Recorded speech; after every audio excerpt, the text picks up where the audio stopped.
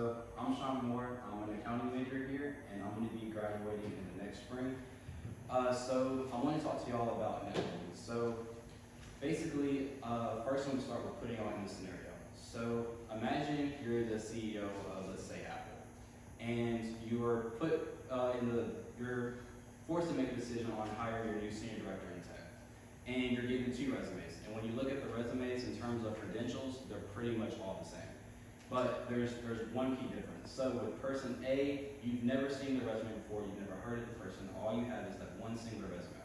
With person B, you actually happen to follow some of their social media accounts, so you're pretty familiar with who they are as a person. And they also just so happen to do a weekly post about tech-related information, showing that they kind of know what they're talking about in terms of their field. So if you were put, based off of just information alone, could you raise your hand if you hired person A? Now, could you raise your hand if you would hire person B? Yeah, exactly. So no matter what, even if it should matter or really shouldn't matter, your network plays a big key factor in terms of progression in terms of your career.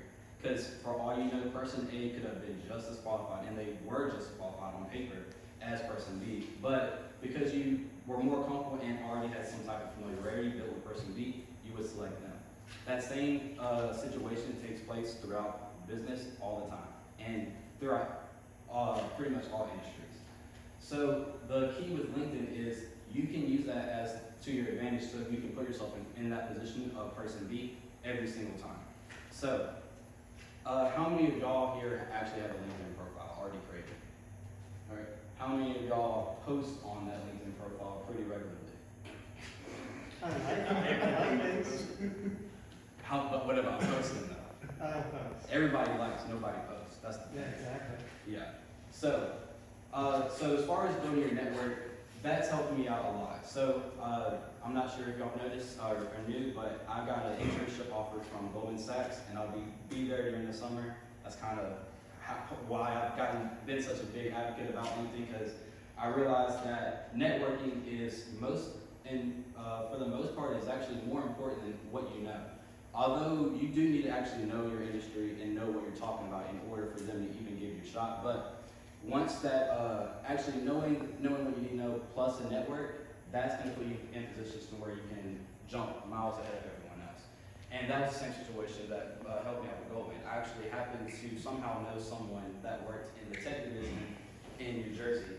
And when he found out that I was applying, talked to him for about an hour, and he said that he'd make sure that I got in. And later on, after I had the offer accepted, I started reaching out to companies that I was also interested in working at, such as Meta, Microsoft, Google, other big companies like that. And I wanted to try out and see what would happen if I tried to replicate that exact same thing, except this time I don't know them at all. I'm kind of going in cold turkey. And I started sending out a bunch of messages to people at Meta, people at Microsoft, people at Google, and about 99.9% of people didn't even respond to me. But that 0.1% that did respond, some of them actually were willing to talk to me. And in doing that, my first phone call, like ever trying out, actually reaching out to people, was with a finance director at Meta in the VR division. And after speaking with them, what was supposed to be a 30-minute call turned into a 1-hour call, which turned into a friendship, which also turned into an internal referral for Meta after just a 1-hour conversation. And then the very same thing happened the very next week, although kind of oddly over text. I texted this woman for about maybe 2 days, telling her a little bit about me and what I was doing and everything I was learning, and she also told me she would be willing to send an internal reference letter for me as well. So that got me thinking about what is the biggest value that Ivy League schools offer? It's typically the network. And I felt like whenever I started doing more of this and reaching out to people, I found the secret key to what all these Ivy League students have that most people at schools like USM that most people don't ever know about, and how we can use LinkedIn as a tool to get the exact same thing that these students have. So in terms of building out your LinkedIn profile, if of those that have a LinkedIn profile, how many of y'all have a professional headshot picture? that's the key thing. That's the first thing I would highly recommend. So I was able to get mine done at the Meet the Firms event at USM during last fall. So if you're an accounting major, and I think you may be able to show up if you're not an accounting major. I'm not too sure about that, but they actually did it. I think they did it for free or $5. Like it was either free or $5. And basically, you showed up to the actual thing, and you got your picture taken. You're already wearing a suit, so you kind of kill two birds with one stone. And having that professional headshot picture looks very good on your LinkedIn profile, because you got to think your LinkedIn profile is essentially your digital resume. That's the very first thing a recruiter's going to see whenever they're looking at you, and that's the very first thing any CEO or director of a certain company is going to be looking at whenever they come across your page. So you're going to want to make sure that you're putting your best foot forward the very first time they see, because it's pretty much the same thing as a resume. How you want your resume to look the best it can be, so that they don't click on it or look at it and then look away.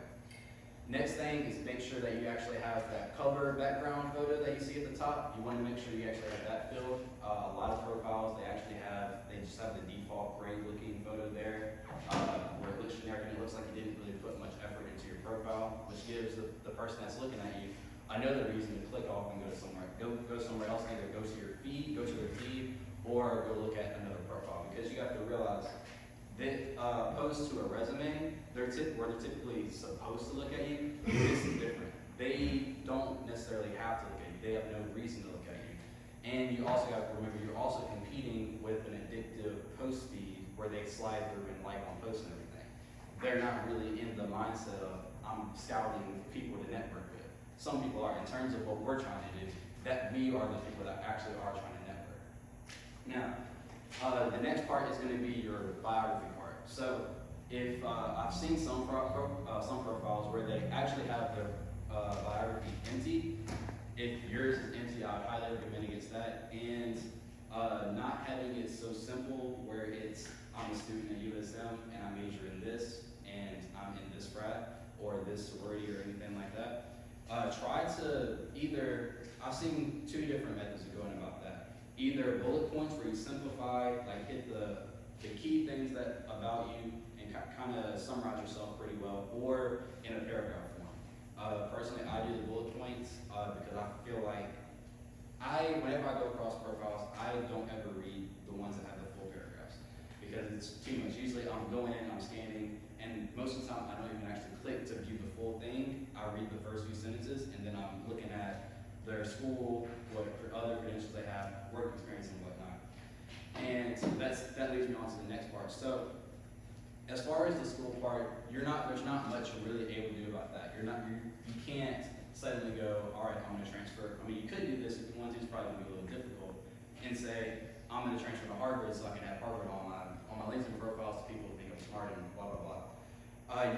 There's a way to actually replicate basically that same thing. And that's kind of what I did, and I think that's another thing that helped me with getting into the internship and connecting with all the different people is if you go underneath education, you actually see a part where you can actually add certificates.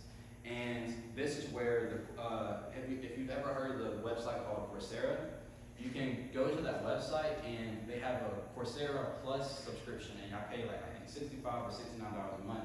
And it allows you to get all these different certificates added to your resume as long as you go through and complete the course. This has allowed me to get certified in financial technology with Duke University. I've gotten certified in data analytics with Google, and I've gotten certified in risk management with New York Institute of Finance, and some other things. Adding these different credentials to your resume makes you stand out because the thing is getting those brand names on your LinkedIn profile, and also you can also add these to your resume as well, which if you have Google on your resume, that's going to make you stand out a lot more compared to the person that doesn't, because in reality, a lot of these recruiters in different companies don't really exactly know how you got it on there, but they see it's on there. And replicating the same thing, getting those brands on is going to help you out a lot. And you can go through and finish them relatively quickly. I think with the one with financial technology with Duke, I finished that one in about 3 days. And that was me just sitting down saying I was going to get it done because I think I had to submit an application the very next day or in that next week. And I was trying to finish those fast as I could so I could actually add it to my resume. So getting those different credentials is one of the major things that I think will actually help you out a lot. And then the third thing I really want to talk to you about is the strategy that I've used. So I pretty much broke it down into 3 different parts. So the first part is connecting, the second part is going to be posting, like we talked about earlier, and the third part is going to be messaging.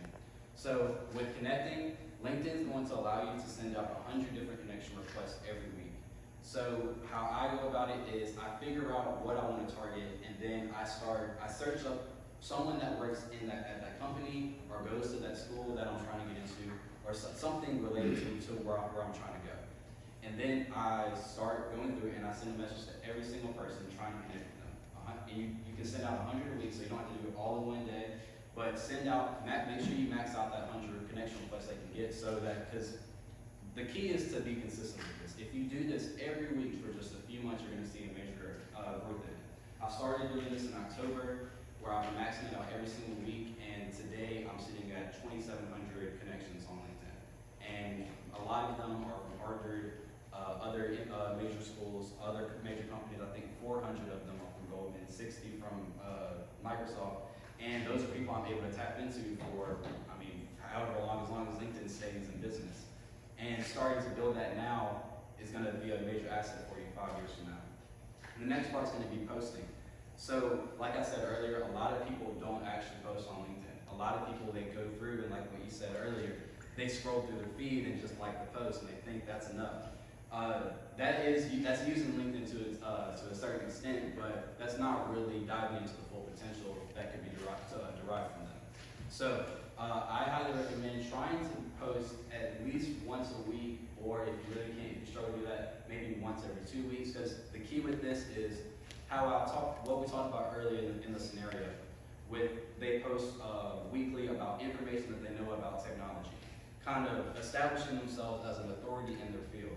If you do that exact same thing can happen in your real life, where that the employer already knows that you know a good, decent bit about whatever field you're in.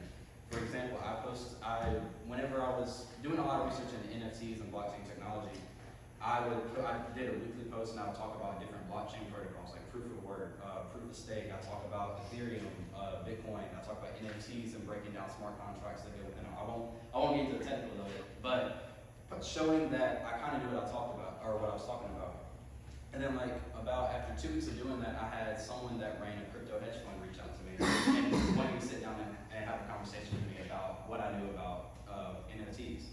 So establishing yourself as an authority is the reason behind posting. Showing that you actually know what you're talking about. Because if they're seeing, because the thing is, them seeing your name every week, they're one, building familiarity with you, and you show that you know what you're talking about. And then the last thing is simply messaging them. You'd be surprised that a lot of people are actually really scared to reach out to these bigger people, because they think, why would they respond to me? I don't even have a degree. I don't know. I'm not this good. I'm not super good at this or that, and they won't even bother trying.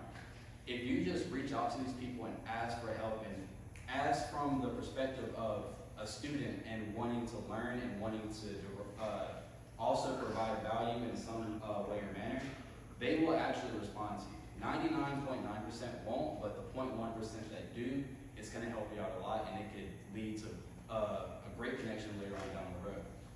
For example, I sent a message out to managing director at Goldman. That's a position where I really have no business talking to, because I haven't even worked at the firm yet. Even if I had, I'm still at the intern level. I shouldn't even be reaching out to him, but reached out to him in New York, and it was basically the exact same thing. Hopped on a Zoom call with him, was supposed to go 30 minutes, lasted an hour, ended up really liking me, and let me know that if there was anyone that I really wanted to speak to on Wall Street or at the firm that I wanted to speak with, he'd see if he could make that happen. So imagine if you were doing this every week for the next, let's say just next month. I could almost guarantee you that there's going to be at least one person that will get in contact with you that will give you some sort of help and knowledge, and also you can add to your network that will provide you a lot of benefits later on down the line. So that's pretty much all I had to talk to y'all about. If I have any questions, I can take any of them. So, well, that website you said where you got the certificates, what was the name of that? Coursera. I can share? I'll send the link in the Discord. Yeah, all right, appreciate it. Yeah, because I don't know. Yeah. All right, anything else? All right, I appreciate y'all giving me y'all time. It was great talking to y'all. Thank you.